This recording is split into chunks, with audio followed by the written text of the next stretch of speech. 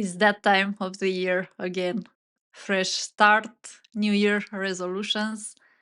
How many times have you told yourself that this year you will stop overspending just to find yourself by February? Do it all over again. I know because I have been there. Today, I will share with you 3 ways you can stop overspending, what has helped me, and hopefully it will help you as well. If you are happy with your spending habits, stop watching this video, it may trigger you. I started my YouTube channel with fragrances, and I convinced myself that if I buy a new fragrance, then I will feel better, more confident, even happier. And for sure it worked, but that feeling, it lasted for a day, a week max. What I realized was that nothing from the outside will ever make me feel complete. When I was buying fragrances impulsively, I was actually fueling that feeling that I am not good enough. I remember a moment from last year. I heard the building doorbell ring, and I opened the door and I ran quickly to the ground floor and I took the box I was waiting for and ripped it while I was climbing the stairs.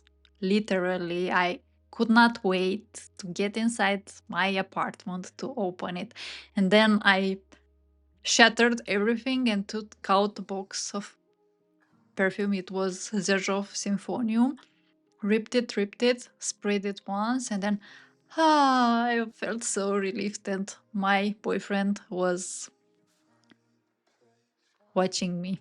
And he said, "Oh my god, this lasted 1 second. Your whole excitement and entire happiness lasted 1 second, and you are back where you started."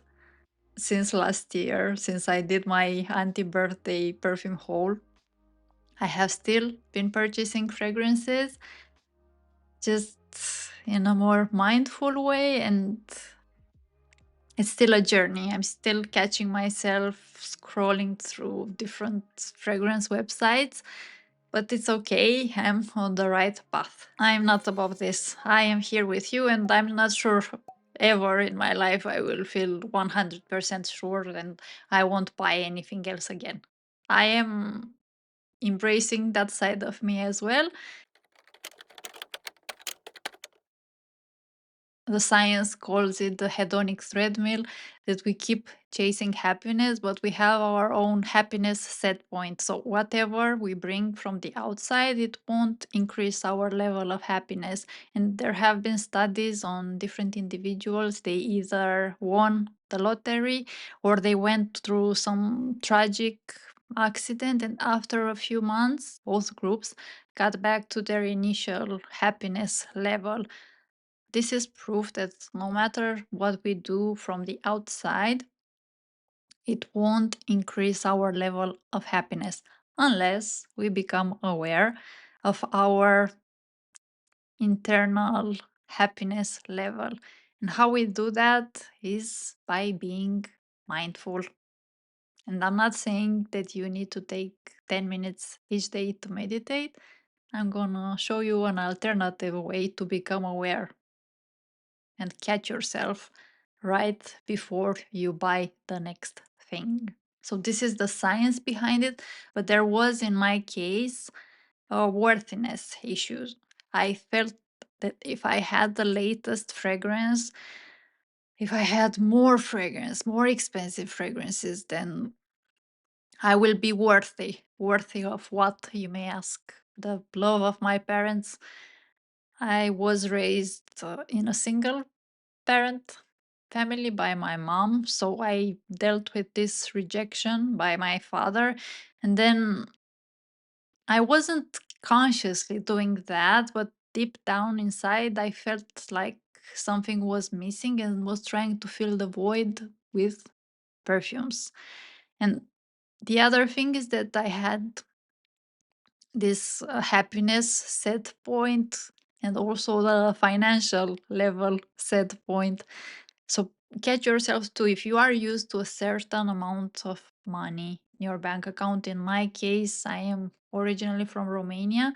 Then when I moved to Switzerland and I started working, it was a completely different level of income. And what I did,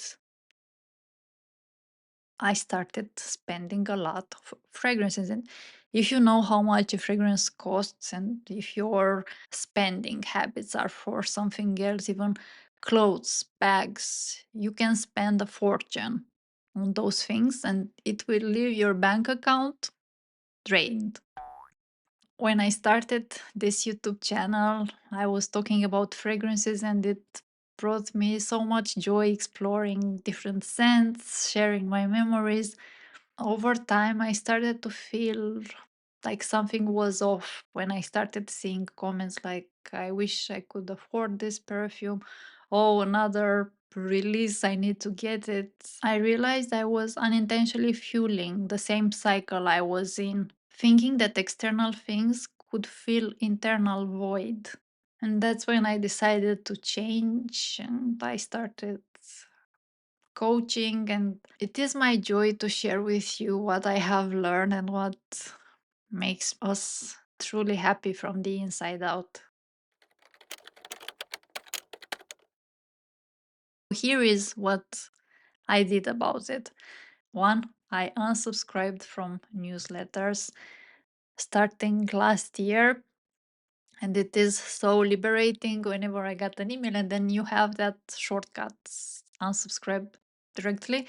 And I felt such a relief. And now my inbox doesn't have that clutter, and I'm no longer being distracted. Because when we get the newsletters, it's always on offer. It's always either Black Friday, New Year's offers, uh, Valentine's Day offers. There is always a discount, and the text is intentionally written in a way to make us feel FOMO, that fear of missing out. So I don't want to see that anymore. I don't want to be psychologically influenced. Although now I am aware, I am able to take a step back. If I can make my life easier, why not? Another thing, whenever I catch myself and I am able to stop impulsively buying, transfer that money to a savings bank account. And it is again so motivating, and you will see your savings accounts growing. So you can try that as well. So this was more of a bonus tip. So what you don't spend, move to a different bank account, and you will have that extra motivations when you see those numbers growing.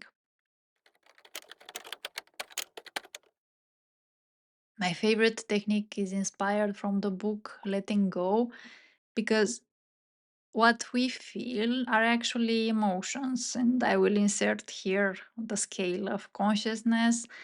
And we have different emotions, and as you see, on the lower level, we have grief, apathy, shame.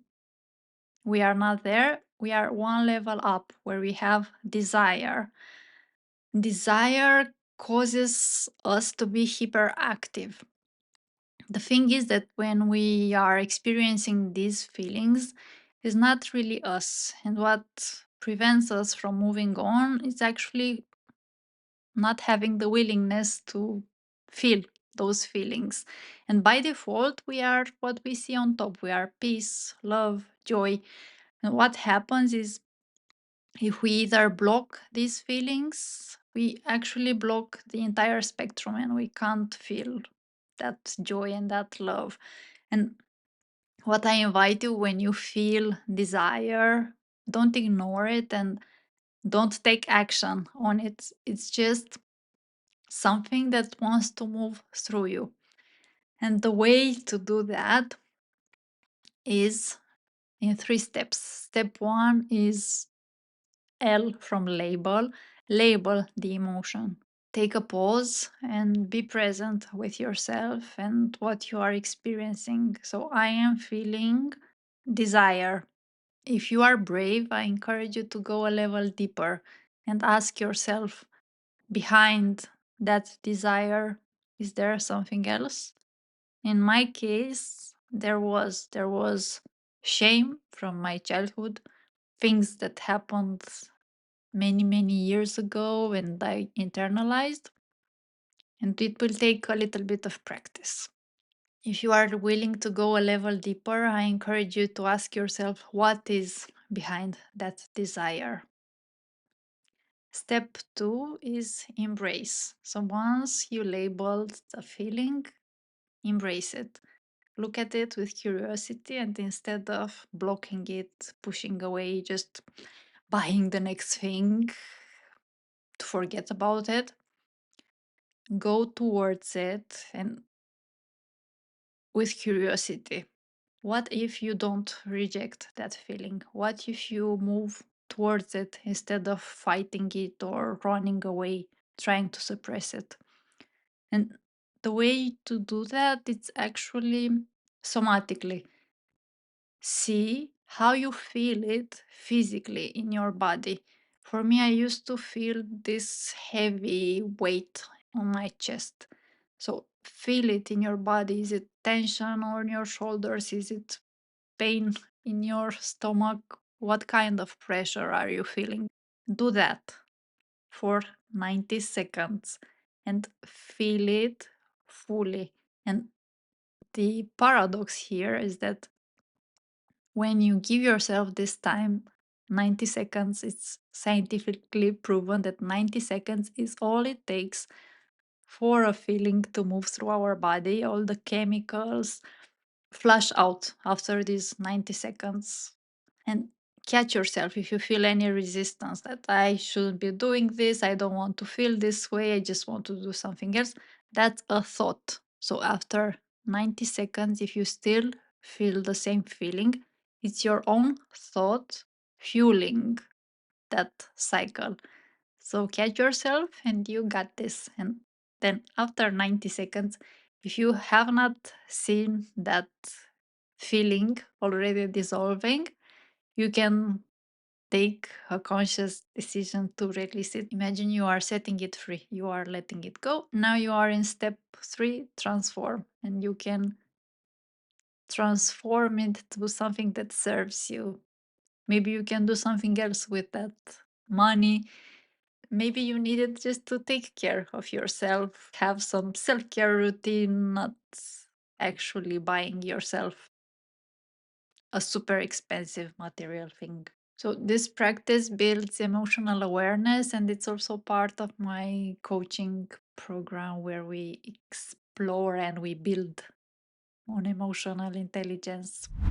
Story time. Once upon a time, there was a woman who carried around a cracked glass, desperately trying to keep it full.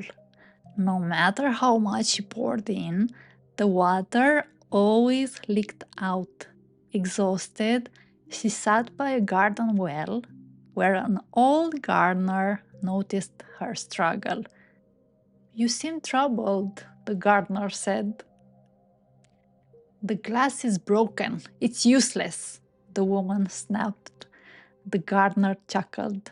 Look at all the flowers around the well. They bloom because of the water you spilled. Perhaps your glass isn't for holding, it's for giving. Looking around, the woman saw how the trail of water had nourished the earth behind her, and she smiled. The last technique, when you feel stuck, you are just about to buy the next thing. This technique is called play it till the end. And I invite you to actually write it. So, write what will happen if you buy the next thing.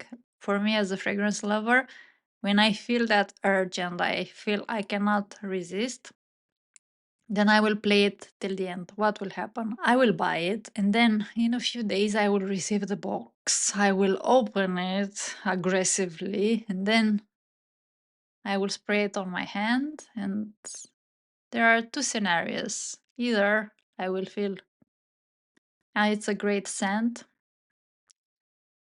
I will wear it for a week, and then I will not love it as much. I will just feel the need to buy something else, something newer, because this one is old and it's no longer interesting. Or two, I won't like it and I feel disappointed. Both scenarios have something in common. After a few weeks, I will realize that all I ended up with is another box, more clutter, another perfume bottle that I needed to get rid of, that I need to sell, and unnecessary trouble. So instead of that, I can go and look in my perfume cabinet and choose something similar that I already have, spray it on myself, and just enjoy it. So that's what I invite you to do. Play it till the end.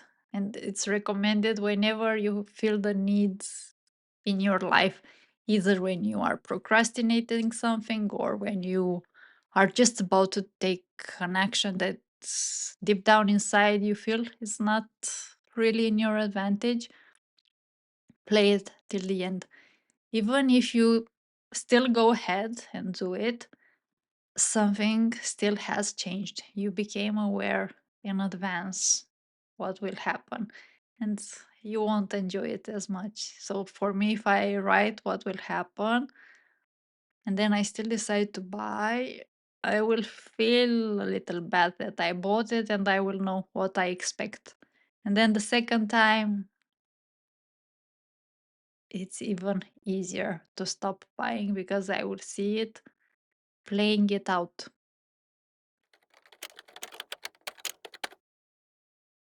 The best part, these techniques don't just help you save money.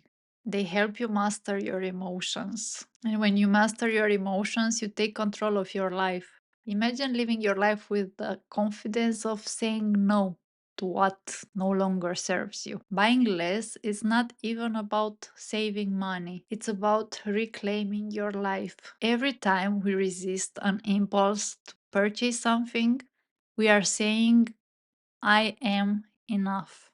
That's the ultimate statement in a world that thrives on making us feel like we're not. Let's make 2025 the year we stop chasing stuff and we focus on what matters.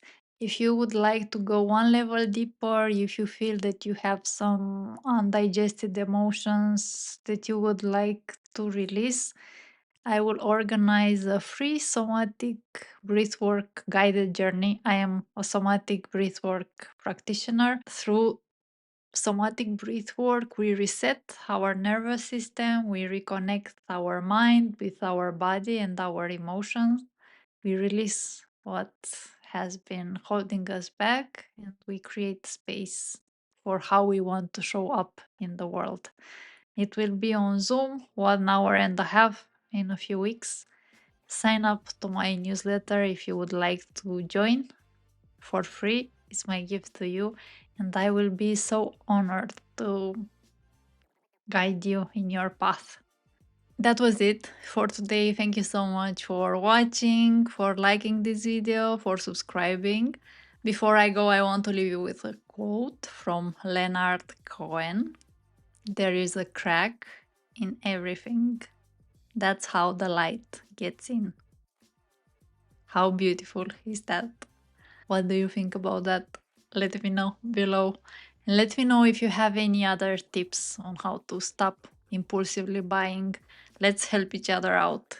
And I challenge you for the next month to try these tips and don't judge yourself too harshly. If you still buy a little bit, you are on the right track. I wish you a wonderful day, a wonderful 2025 with little purchases, and I'm sending you a big, big hug and so much love, and I cannot wait to see you next time. Bye.